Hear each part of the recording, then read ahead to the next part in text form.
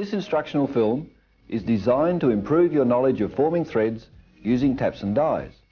At the end of this instruction, you should be able to use taps and dies to form threads with safety and without damage to equipment.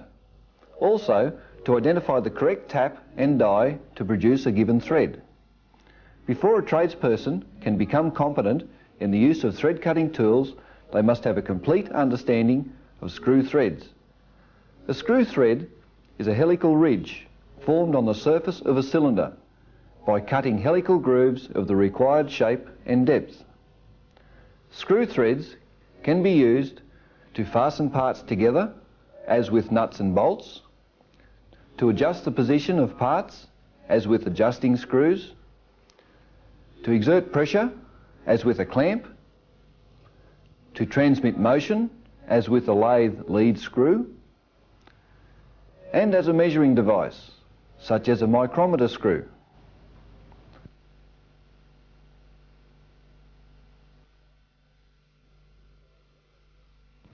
The main terms used to describe threads are the crest, the root, the thread angle, the pitch, the major diameter, the minor diameter, the pitch or mean diameter. An external thread is a thread formed on the outside of a cylinder, as in the case of a bolt.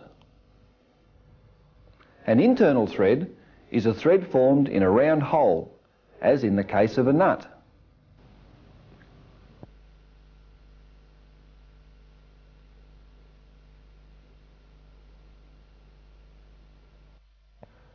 A right-hand thread is when a bolt is turned clockwise to screw it down into a thread.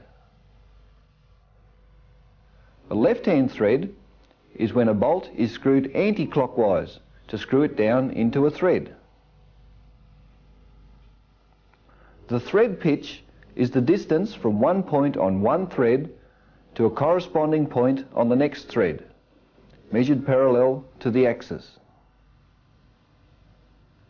Metric threads are normally referred to by their pitch and are usually measured by a thread pitch gauge. This is a thread with a 2.5mm pitch. Threads per inch are the number of threads or pitches in the length of 1 inch and is commonly referred to as TPI. Imperial threads are normally referred to by the number of threads per inch and can be measured with an imperial pitch gauge. This is a thread with 10 TPI. The major diameter of a bolt is the diameter measured over the crests of an external thread or across the roots of an internal thread. The minor diameter or root diameter of a bolt is the diameter measured at the roots of an external thread or the crests of an internal thread. The most commonly used threads are metric or ISO threads, UNC or unified coarse, UNF or unified fine. The thread angle on these threads is 60 degrees. The crests of the external threads and the roots of the internal threads are flat. Other commonly used threads are BSW or British Standard Whitworth and BSF or British Standard Fine. The thread angle on these threads is 55 degrees. The crests and roots of both the external and internal threads are rounded. There are several ways to make threads. They can be cut in a lathe, cut using a tapping head, cut in a thread cutting machine, or they can be cut using taps and dies. We are going to concentrate on using taps and dies to cut threads. Hand taps are made from high quality steel and have accurately cut and ground threads around their circumference. 3 or more flutes cut lengthwise to form cutting edges and channels to remove chips. Chamfers ground on the leading threads of the tap to enable easy starting. A square end on the shank to allow them to be gripped firmly in a tap wrench. And markings on their shank to indicate the size and type of thread. Hand taps are often used in sets of 3, comprising of a taper tap with an approximate chamfer of 7 to 9 threads, an intermediate tap with an approximate chamfer of 3 to 5 threads, and a plug or bottoming tap with a 1 to 1.5 thread chamfer. Taps are normally gripped in a tap wrench for use. There are 2 types of wrenches, the bar type and the T-type. When selecting a tapping wrench, select the smallest wrench that will grip the tap. A larger wrench may apply too much pressure to the tap and cause it to break. To tap an internal thread, a hole must first be drilled. The correct hole size can be selected from a wall chart or other reference material. The correct drill size is commonly referred to as the tapping drill. The thread I am about to cut is an M12 by 1.75 thread. The M indicates that the thread is metric. The 12 indicates that the major diameter is 12 millimeters, and the 1.75 refers to the pitch. The hole I have drilled is 10.2 millimeters in diameter. A taper tap is used to start cutting the thread. Its tapered shape assists in keeping the tap square, and more importantly, the thread is formed gradually. Because the thread is formed gradually, the tap is under less pressure, minimizing the chance of breakage. Apply a small amount of thread cutting compound to the tap. This assists the cutting action in producing a good thread. Do not apply too much or the chips will clog in the flute. This amount is sufficient. Notice how I am holding the wrench close to the tap. I have lined up the tap by eye and I am applying downwards pressure while turning. Once you feel the tap starting to bite, stop. Remove the tapping wrench and use a square to check that the tap is square to the work. If you find that the tap is not square, reverse the tap slightly and apply slight sideways pressure to straighten the tap. Never apply side pressure to a stationary tap or it may break. A tap can only be straightened during the formation of the first few threads. Once the tap is square, continue tapping the thread. This is done by turning the tap wrench with both hands. No downwards pressure is required once tapping starts, as it will feed itself into the hole. As you turn the wrench, try to feel the degree of resistance offered to the tap. Reversing the tap breaks off any chips and helps unclog the tap. It also allows cutting compound to gain access to the cutting edges. While you are developing the ability to judge the feel for tapping, adopt the following routine. Once the tap has commenced cutting, rotate 1/4 to 1/2 of a turn clockwise. Then ease the wrench back in the reverse direction for about 1/4 of a turn at a time to break the chips. If the flutes become clogged, remove the tap from the hole. Use a brush or a rag to clean the flutes. Then apply more cutting compound and continue the tapping operation. If the tap seems to bind ease it backwards and forwards with very short movements. Trying to force the tap in any direction could cause the tap to break. You could ruin a very expensive component because some broken taps are very hard to remove. To complete the through hole, continue turning the tap until at least 1/2 of the tap extends below the surface of the material. You can then remove the tap, brush or wipe it clean, and replace it in its correct storage place.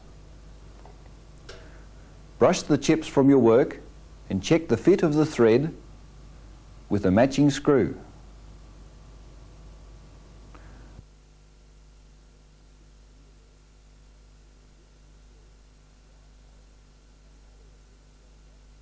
Blind holes are holes that do not go right through a component.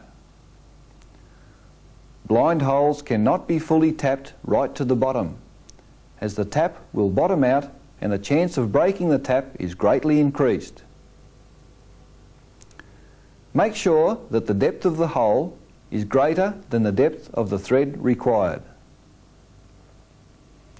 Mark the thread depth required with either a marking pen, an O-ring, or a nut. Use normal tapping procedure, but clear the chips out frequently. This can be done either with a magnet or a flattened piece of wire. When the tapered tap reaches the required depth, change to an intermediate tap. Once the intermediate tap reaches the required depth, finish the thread with a plug tap.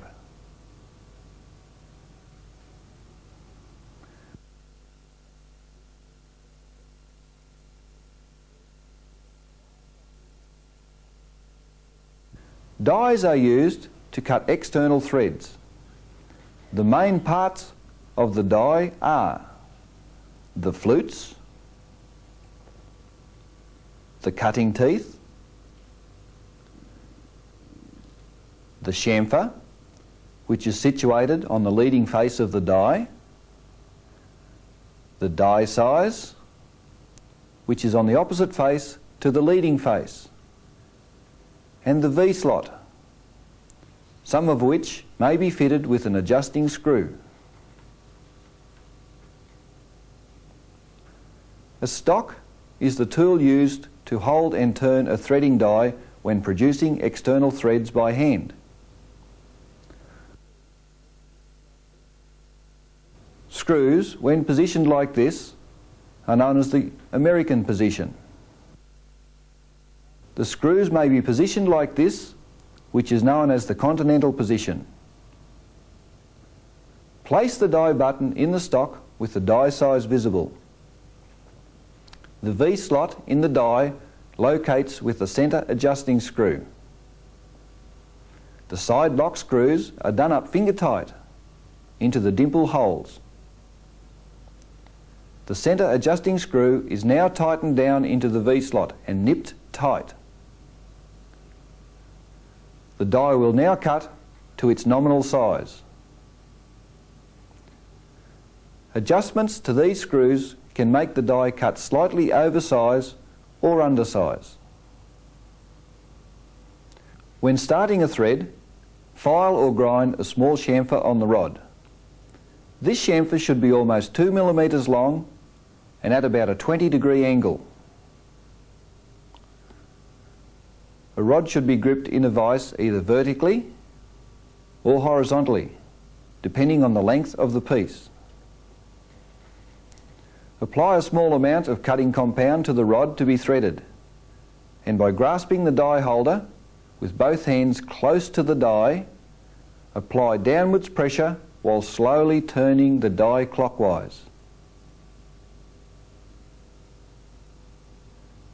Back up when resistance is felt, just as you do when you tap.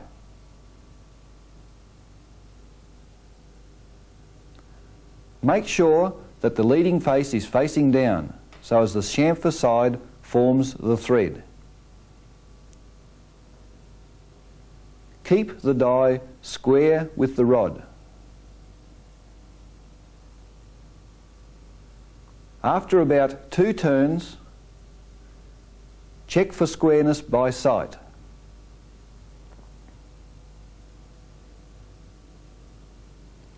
Correct squareness during the first couple of turns by backing off and applying slight sideways pressure.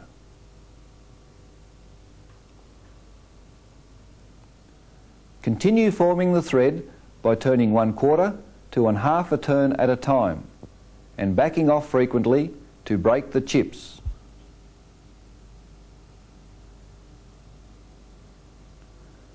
When forming a thread up to a shoulder, turn the die over to form the last couple of threads.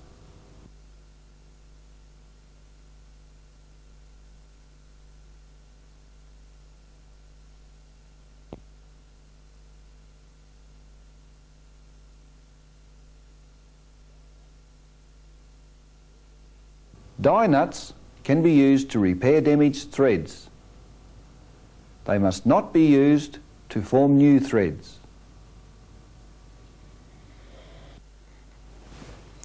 We have only concentrated on forming threads using the tap and die and repairing damaged threads using die nuts.